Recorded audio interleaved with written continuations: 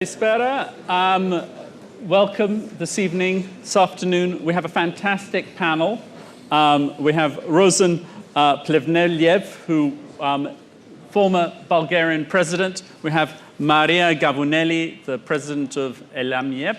We have Nico Lange from the Munich Security Conference. And we have Ivo Daalder from the Chicago Council on Global Affairs to talk about developing democracy, recognizing problems, harnessing opportunities. So we're going to divide this into two.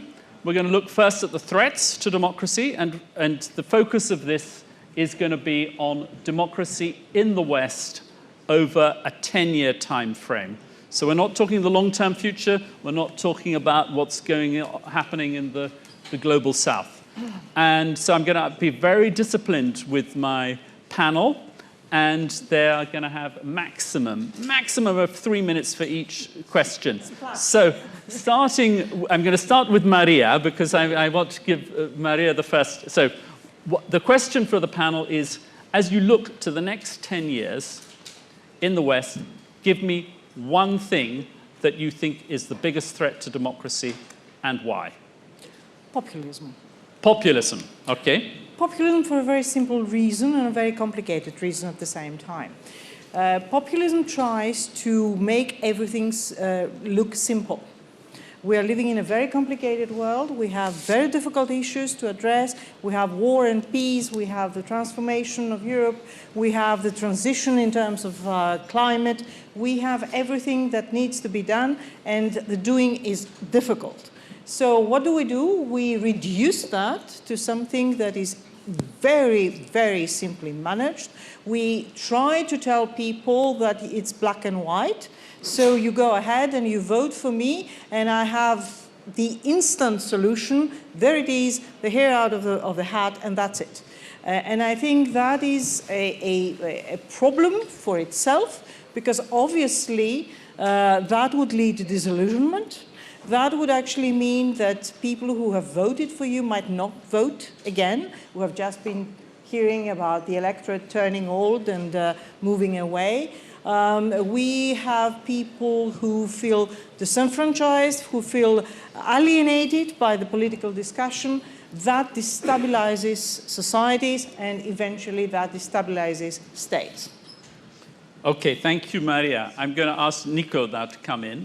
And what do you think is, and I'm afraid you have to choose something that the others have not mentioned. But I'm the second speaker, so that's still fairly easy. That's still fairly easy, so. But first of all, I think we have to be aware, especially the discussions we are having this year, that democracy itself is not the threat.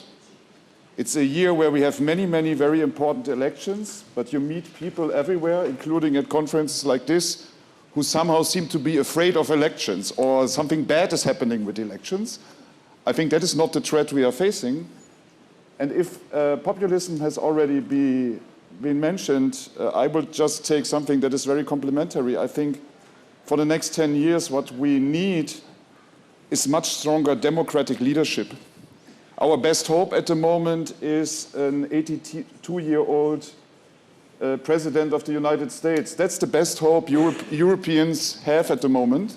It says something about a lack of leadership, about a certain de-intellectualization of those who are politically responsible, who very much are interested in polls, very much are interested in small incremental steps, but are not so good in formulating bigger ideas and implement them and lead and work for them to be reality. Okay, so we have actually, those were the top two on my list actually, was populism and lack of leadership. Now I'm going to come to Ivo. What is your one biggest threat that hasn't already been mentioned to democracy? And the biggest problem is our guardrails are failing. What do I mean by that? Our systems of democracy are built on rules and norms, some systems, none of which are accepted anymore, in part because of the reasons of populism, but in part because once rules and norms get broken, breaking them again another time and another time becomes very easy. And our democracies are actually strong only when there is consensus on the essential rules and norms. So one piece of consensus that we have all taken for granted in our democracy is that when you lose an election, you leave. And you don't say, I didn't lose the election, I won. Mm-hmm. Well, for the last 3.5 years in the United States, we have a man walking around. You'll recognize him, he's got this orange hair. Mm-hmm. It's gold, it's not orange. It's definitely orange. Saying that he won the election and turned an entire political party into his machine for that end. Democracies are not built for those kinds of norm breakers, trust rule breakers. And the system that we have created that may have existed and be effective in other eras are no longer effective in preventing that. Malfeasance is not part of democratic rule. The exception of a fundamental set of values and set of norms is at the core of democratic rule. And when you are willing and able to violate those with impunity, you win. And that's what's happening in Hungary, and it's what's happened in Poland until the people actually rose up. It's what's happening in Turkey. It's what's happening in the United States. Populism may be driving that. They're an easy means towards rule breaking, but it is the inability of rules to be self-enforcing and structures and institutions to be there to do that for you that ultimately breaks down democracy. Thank you. And so we've got 3 good ones so far. Rosen, what are you going to pull out of your hat, Mr. President? Let me surprise you. Half of my lifetime I was living in communism, and half of my lifetime in democracy. I know what is to live in totalitarian regime. Yeah. That's why I always express myself as a passionate Democrat. But I know that democracy is like this. It's like a rare flower. You need to water it. You need to take care of it every day. You don't do it, it's not going to flourish, not going to blossom. So to make a very simple point, I saw democracy. You want to talk about the same guy who replaced twice the chief prosecutor of the United States, who was not paying taxes, who didn't believe in free media at all, just changed them into those who are enemies and those. And democracy, as we all know very well, is based on rules and institutions that are capable of applying those rules to everybody in the country. Democracy cannot be exported, as we learned from the Arab Spring. Democracy, when it's attacked from outside, it gets stronger. Even in my country, even in Germany, Russia just stopped gas supplies within the night. What do? The plan of the Russians was very simple. You stay in cold, people get on the street, they ruin the country. It was the opposite. Bulgaria got stronger. Democracy gets stronger when it's attacked from outside. The very big problem for democracy, I believe, is it could be eroded from within. The populist, it's a strong man who believe they can solve people's problems. It's uneducated people, voters, who believe that here is a strong man, he's promising to me something.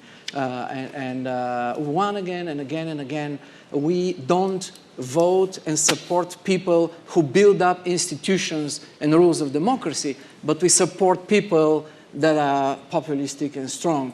Here's my answer. I'm very much afraid that democracy in a decline, it's not just countries like Hungary, but it's the United States, where we see less efficient institutions, more divisions, less working in a way, a divided society. And that is because of 2 major reasons I'll put on the table, on top of everything that's said. The one is, I wish that we, in the European Union and beyond, will not get into a moral crisis of forgetting our values, who we are, what do we stand for. Because the moral is really important. That comes to the leadership. We need leaders that represent a moral compass to the nation. You want to talk about Trump? Let me tell you about a great German President Gauck and President Biden. You know what President Gauck told me one day? He spent 3 days in Bulgaria. He said, I don't want to have a new mandate. And I said, why? He brought the heavyweight of German presidency, beloved, a priest, high rating, wonderful guy. You know what?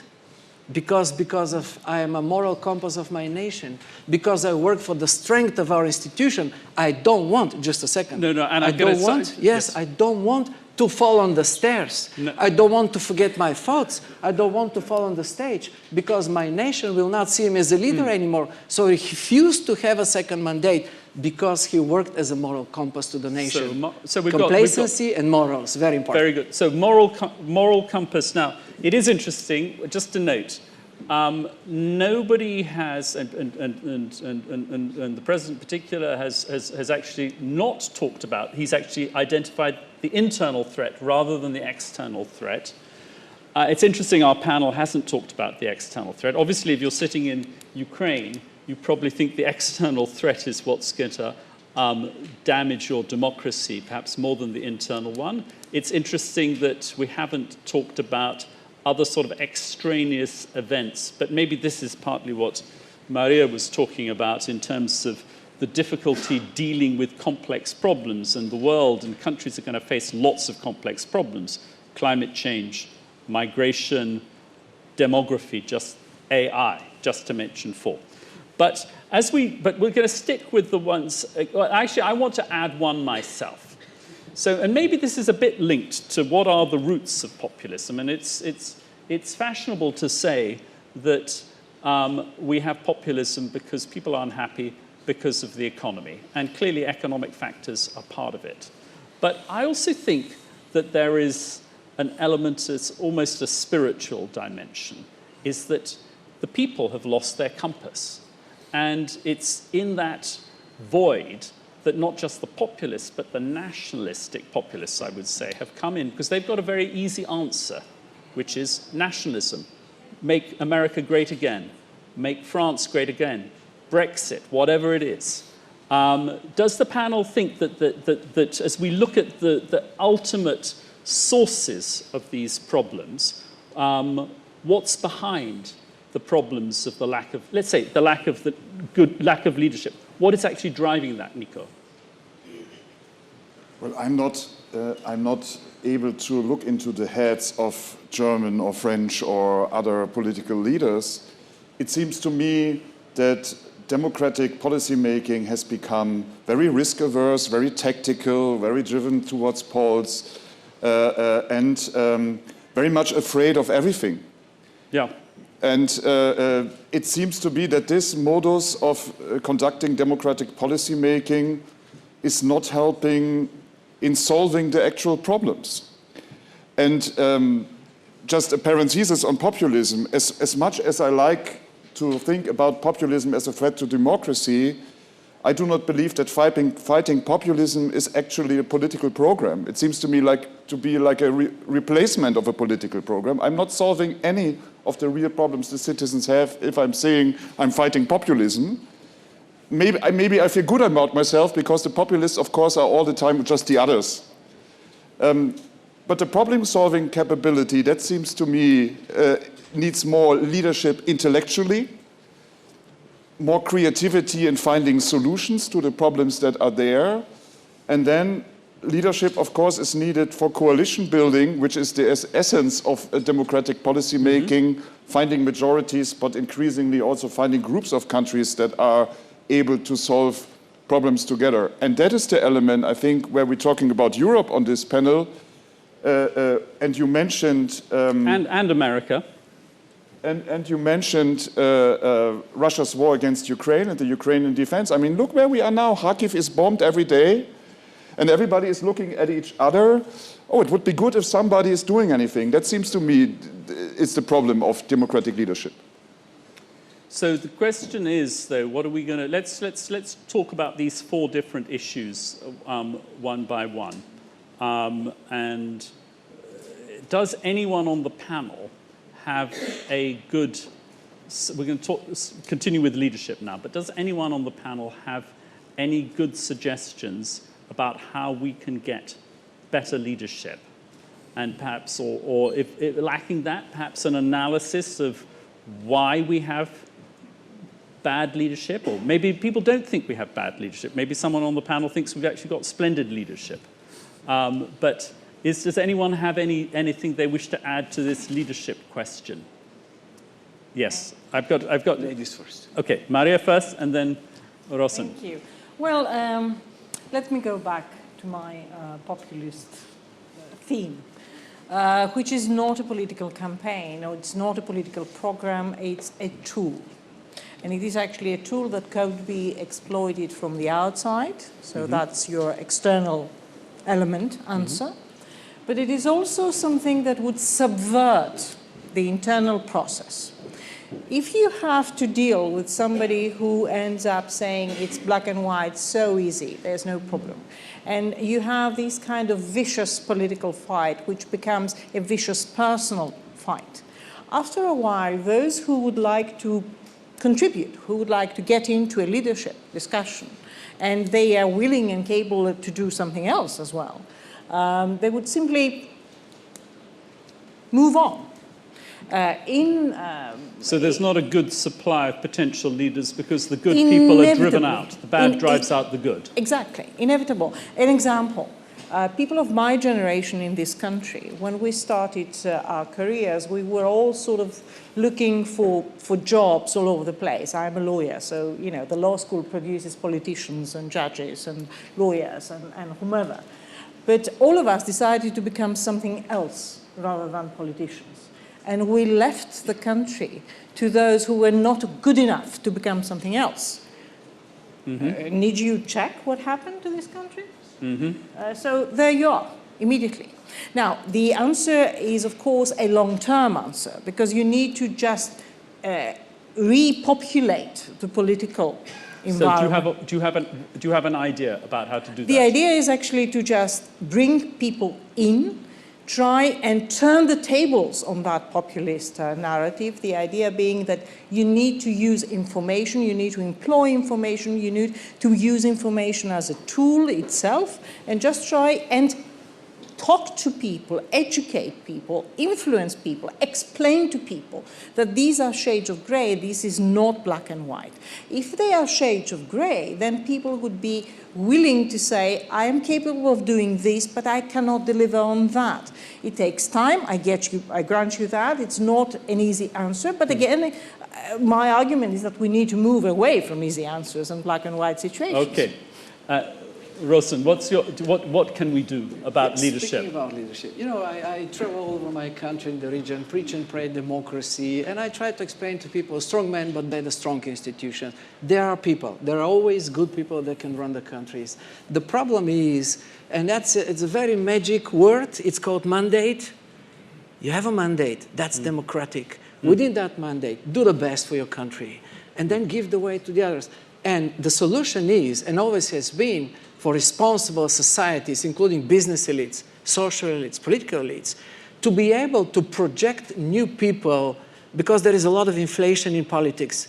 People don't want to see one and the same face, 10 years telling them what's right, what's wrong. There have to be new people, there are new people coming in, but political elites, business elites need to take care that changing the people in the leadership, you keep the direction going. Okay, so this is, I see Ivo. So I don't think the issue is per se that the society doesn't have enough leaders who can be in politics. I think that our political systems, by and large, are increasingly geared not to leading but to winning. And the goal of being in politics is to win elections and to get into government. It used to be that you want to win election and get into government to get something done. Right now, the goal is to get in government and win and stay in government. Take the German coalition, brought together three parties that fundamentally disagree on just about everything, except that they all three wanted to win. And so you have a coalition that, on one issue after the other, finds itself constantly trying to figure out how to square in this case, a triangle rather than a circle, in order to move forward on policy. In the United States, we have an entire political party that is dedicated, if it can't win, to make sure the other side loses. I mean, we have, just to take one example of how democracy doesn't work, we have in the United States an overwhelming majority in the House of Representatives to vote $90 billion of supplemental aid to fund the war, or help fund the war in Ukraine, Israel, Taiwan. And we're not going to get a vote, because the system would mean that if there is a vote, quote, I would lose. Never mind that Ukrainians would win, that's fine, but that's no longer the case. So we have lost, in some ways, the ethos of why you have democracy, elections, so do you in have order to get stuff done. Do you have a solution? Do you have a proposal how we can get away from people thinking they just want to win to thinking, what are they actually going to do that's actually going to be valuable? You actually have to think about how do you change the system by which people win. It's incredibly expensive in the United States to be a senator or a congressman, let alone a president. Most representatives in the House of Representatives who serve for 2 years spend about 90% of their time not legislating, but raising money so they can win again. If you have a system like that, you're not going to have people who are focused on, dedicated to, getting stuff done. So this is a US system. If you have a system, take the Netherlands, where there is no penalty to having a new party, other than that you need, 0.6% of a vote in order to get a single seat. You're going to have 18 political parties competing for 150 seats. That's not about winning. That's not about leading. That's about satisfying your own personal, maybe group identity to find a way to have a seat in the parliament. So there are systemic rules that were built for one set of norms and one set of institutions that frankly really don't work anymore in today's society and need to be rethought. The problem is that you need consensus in order to change rules that benefit, even if it's only a minority, and that makes it difficult. So this is a problem. It's a sort of chicken and egg problem. And I mean, I wonder if there are ways of changing the system from the outside rather than from the inside. I wonder if, for example, if we need better leaders, maybe some philanthropists can set up schools for leadership. Whether there is anything that could be done, we certainly need a better job done by the media. Maybe we've already got things like the Reuters Institute for the Study of Journalism at Oxford, which I used to be one of the trustees for, but we're not spreading around. We need journalists that actually are focusing not just on, oh, where is the election going, who's going to win and who's not going to win. That's a sign from the Pythia, I think. What did she say?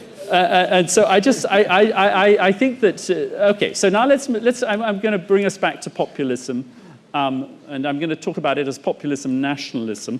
What can be done to counteract that trend? And Nico, perhaps I can bring you as the first person to answer that question, and then we will take other people in order. Is there anything that you can see practically that can be done? But it's connected to what we discussed before. Of course it is. These all things are connected.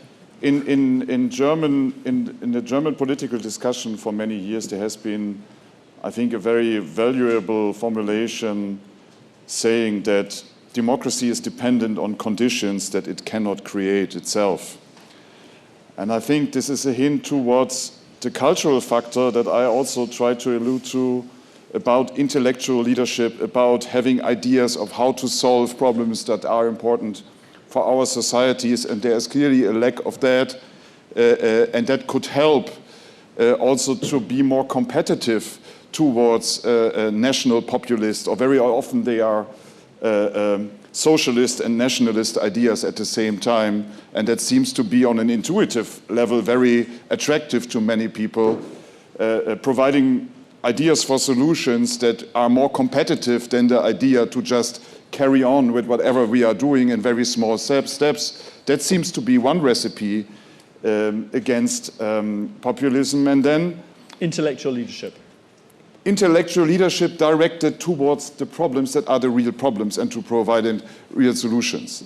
And you can ask yourselves, I think very legitimately, without being a populist, are for example, the issues the German government has on its agenda, or the issues other governments have on their agenda, are they really the problems that are needed to be solved right now?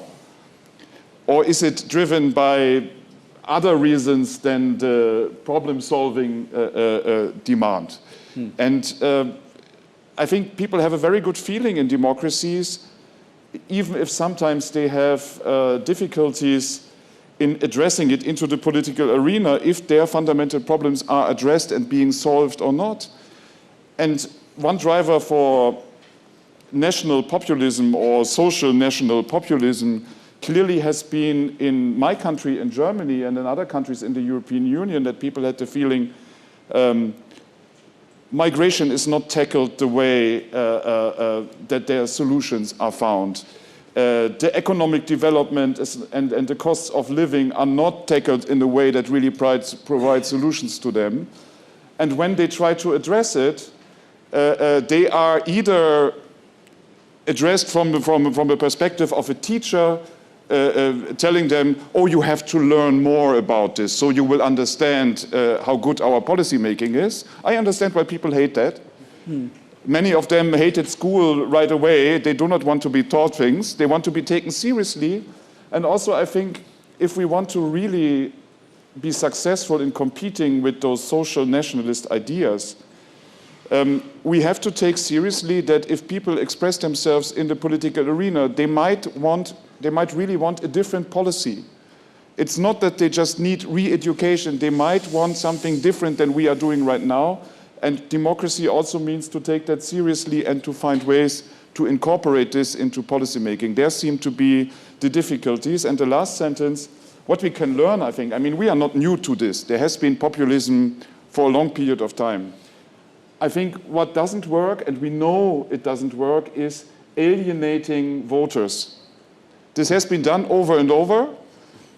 It did not really contribute to less populism. It contributed to, I think, entrenching populism and people trying to send a message or take a stance. I think we have to learn from that as well. But the key still is having an idea of how to solve problems that are really relevant and then move forward with that idea and not just look into the polls. So that's quite interesting. You're sort of saying we don't want to have an attitude of educating the people. And I don't know where Maria was on that, but I was certainly coming from the perspective of educating the leaders. It's of course true that populism has been with us forever. When Plato and Aristotle were discussing democracy, they were always worried that it would degenerate into demagogy, demagogia, which is the Greek for populism. Eva, what can we do what can we in practice do about populism?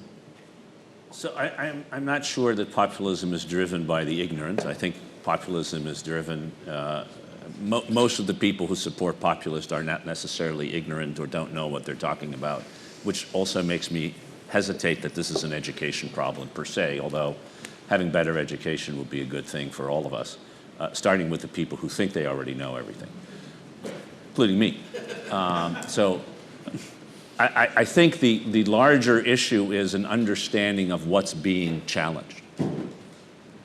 And what's being challenged is the legitimacy of a way of something that, in fact, even the populists uphold as real: democracy. The institutions that make democracy real, that translate the people's voice into and will into policy. Those are the ones that are being attacked. And in too many of the countries where populism is working, too few of those who care about the institutions are willing to defend it, because the immediate gratification of being with the populist, with the winner, may be bigger, or translated in a different way, the fear of losing may be larger than your willingness to defend the system. I mean, we see this in the United States probably more than I can think of almost every other country, where the entire Republican Party hates Donald Trump, literally does. Every single leader in the Republican Party really despises Donald Trump. and they're all endorsing him for president, and they're doing everything possible to make it possible for him to win. Not because they care about the institutions, but because they kind of fear the consequences to them and to their party of the other side winning. And so, what is your? And so, what is your? Do you have any practical solution? Yes. You know, because we can sit here always, and it's always very good, as I think we said. I mean, at the beginning, in some easy ways, to hand-wring about the state of the world. I mean, I'm coming to you in a moment. The practical solution has to be to actually say what needs to be said, and to support those who are saying what they need to be said. There are people in the United States who are very clear about what's happening. Right. Liz Cheney, who left the Republican Party because of this, a whole slew of Republicans. But it takes leadership. I'll give you another example. I don't know of a single person who served in Donald Trump's cabinet, with the possible exception of Mike Pompeo, who would ever think about serving in Trump's cabinet again. I haven't heard them say that. I haven't heard explain to the American people why, when you or Jim Mattis or John Kelly, we need some courage. We need old-fashioned guts. Old-fashioned guts. Very good. I'm going to bring in Rosen and then Maria. Yeah. Okay. Well, there are always solutions. What are we going to do? Yeah, what are we going to? What are the solutions? And let me point to two of them. One of them is building up our own democracies. And there was a great Bulgarian president, the founder of our democracy, President Zhelev. He would say, democracy is not perfect, but the only way to heal democracy is with more democracy. How can we have more democracies in our own countries? For example, we can learn from the Germans because they do have democracy on more levels. I admire in Germany and Switzerland how they have different coalitions always coming together, national level, provincial level. That's great. In my country, we don't have it. It's not good. We're super centralized. I'm working on a reform to have more levels of democracy. Second, we can learn, for example, from Europe, talking about our American friends. I would hope, I would preach and pray, and I would predict, as a result of these awful elections we're facing in the United States, finally, I would hope to see Europeization of American politics. Why just two political parties, for God's sake? Why two? Who has the courage to make another one? In my country, you know how many political parties we have? 300. Well, that may be taking it a bit too far. Let's not going to do 300 parties, 30 different levels of democracy. You know how much in we'll be Parliament? having elections. 37, building different blocks. The other solution is really just a final sentence. We can fight also populism by showing the results. I say very clearly, there is no populist who run any nation and any country in the world that solves any problem of any country in a sustainable way. This is very important. If you deliver, this is a very, very important antidote. Maria. Well, let me continue from that, because I would start from that. And that really creates expectations, and that really creates alienation, because, of course, the expectations are not met. And then you move on to more extreme populism, and you end up with being more and more polarized and all that. How we deal with that, let's break that down and see whether we can reconstruct that. You suggested perhaps that we can educate leadership. Well, if only we could. Because it would have been so wonderful to just have, I'm a teacher at hand, so, at heart. So I can, let's let's raise a few $100 million and set up some schools for teachers. Well, we need to create the prerequisites for building leadership. That I grant you. That means that you need to have the necessary information. That means that you have to know what it is that we are talking about. You have to be realistic. You have to know what you know and what you don't know. Things like that, yes, you can teach. But at the end of the day, you cannot teach courage. Spine, I call it. You call it guts. But at the end of the day, it's something... They're connected. Exactly.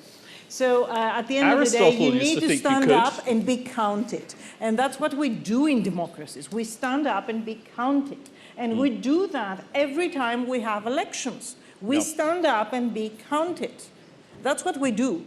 Democracy is very difficult to handle, and there's no question about that. Extremely difficult to handle. You need to talk to people, you need to convince people, you have to agree to disagree, you have to come up with common ground, you have to find ways not to fight, although you might hate the other guy for all I care. But at the end of the day, that's it, compromise, and compromise is very difficult. Okay, so then I want to come back to the issue, which is really what both Rosen and Ivo brought up in different ways, but they're linked: moral compass and rule breaking. What can we do to stop rules being broken? Now, I mean, the good news is that after the last presidential election, the vice president didn't do what he was told to do by the president, and we actually did have a change of power. The good news is in the UK, when Boris Johnson tried to suspend Parliament and actually got the late Queen to agree to suspend Parliament, that the Supreme Court kicked in and stopped it. So there are, and the good news is that Poland, it went through that difficult period and there was a change of government. So should we really be so pessimistic? But what are there actually? What are the things that, again, practically we can do to prevent this rule breaking? So, I mean, Hugh, you're right that, and not just to prevent it, but to prevent it going off track. You're right that the institutions sometimes hold. Yeah. And I think you've made two examples, and I think the British Supreme Court example, three. They're all We have the Polish foreign minister has just arrived on cue. Well, but there the people did the job, so that helped, which is why he is now Polish foreign minister as opposed to something else, and deservedly so. But the problem is when the system, here's what I'm worried about, is when the rules are broken and they are not enforced. Yep. What happens then? So we are very close to this in the United States. Yes, the rules they were broken and they're being upheld. The president, former president of the United States, is facing a serious legal action against him. But that legal action, because of a whole variety of things that have to do with playing with rules on the margin, may not happen before the next election. So what can be done? What extra can be done? Well, if the system is not willing, here's the problem. If the system that is based on norms and rules and that are self-enforcing doesn't work, the system collapses. Well, you can have people, you could potentially have people power in some form or fashion. People power is not within the rules of the system either. It overthrows the system. Now, sometimes revolution is a good thing. No, but you can also have counter-coups. You can have the people can rise like up I said, if a counter coup is the basis for your democratic system, you've got a problem. Well, indeed. We've got a problem, but we've got the problem. We know we've got the problem. Anyway, I want to see, Maria, what do you think can be done to enhance our Western democracy's capacity to bring things back into line if people try to break the rules? Institutions are populated by people. The institutions work because there are people who work the institutions. What happens with this pervasive idea of populism is that we have got accustomed to rule breaking. Once upon a time, if you had one idea, even the threat of a criminal process like the ones that your candidate in the US is currently facing, that particular individual would have disappeared from the face of the earth and certainly from the political scene. That is not the case here. Why it's not the case here? Because people see that there are no repercussions and therefore, they become tolerant. Why are there no repercussions? Because nobody had the guts, nobody had the spine to stand up and say no more. And there were a few people who stood up, and that's why we have a change in power. Well, you need the people. And the people are actually the citizens. We don't expect somebody to come from outer space to help us out. We help ourselves. This is democracy. That's exactly the essence of this very difficult game. Yes. So, Nico, I'm going to come to you. What is your proposal to enhance following the rules and to discipline the rule breakers and to make sure that if things get offline, they come back into track rather than spiral out of control? But first, I believe with European democracies in the last years and decades, we have some experience. And I think the European institutions have not been good enough when populists did what they have a tendency for once they are in government, overreaching out of the executive branch into the other branches to push back against this. And the European Union, I think, would have had more instruments to push back against it and not allow the checks and balances to be damaged or even destroyed. But for individual reasons, in each and every case, the European Union did not enforce it. And I don't know if the minister agrees or not, but it would be easier for the new Polish government if it would not have to use a lot of resources to push back against all the violations that have been implemented by the government before and focus on policy making right away. And there is a responsibility of the European Union in that. But of course, you mentioned the external factors, and I think the danger of this changing the checks and balances and the overreach of the executive branch is that this connects with external influence and with pushes from outside for those who are using the openness of democracies to work against democracy itself. And then we, I think, clearly have to understand that fighting corruption, having a better control of money flows are instruments to protect democracies, and that is something that somehow is, I mean, I'm coming from the country that still believes that cash is the greatest thing at all, so I'm going to stop you there. I'm talking to myself here, but those are elements in protecting democracy, and you want to stop me, but one last point. I want to give the last word to the President, but can I just... We cannot, the way how social media are amplifying discourses and are dividing discourses into our democracy, into our democracies, we cannot have this kind of Okay, we're not going to answer the problem of social media in 10 seconds. Rosen, what do you think we can do in practice? We need to fight for people's minds and hearts. If we cannot unite the pro-Russian parts of society, pro-populist parts of society, we should unite the pro-European. We should unite the pro-democratic. We should work for people's minds and hearts. Let me give you just a very simple examples and show with arguments what the populists do. One day I spent a whole day with Orban, and I asked him, tell me, what is your recipe for success? And he says, you know, every day I wake up with the idea how to project myself in front of my nation as opponent to the system. That's what all populists do. But actually, I'm the system. So let us show to everybody, to ordinary people, what is the system of populists, what are the results they do when they run a country. And again, you know, just unite to increase the strength of our democracy. I agree with that. Unite. I mean, and there was a wonderful man called Gene Sharp, who was an American academic, but he also wrote hugely about nonviolent struggle, and his most famous book was called From Dictatorship to Democracy. But he also had a book which was on the opposite direction, and it was called The Anti-Coup, what one needs to do, how society needs to organize if a country is descending into dictatorship. On that note, thank you very much. Wonderful panel.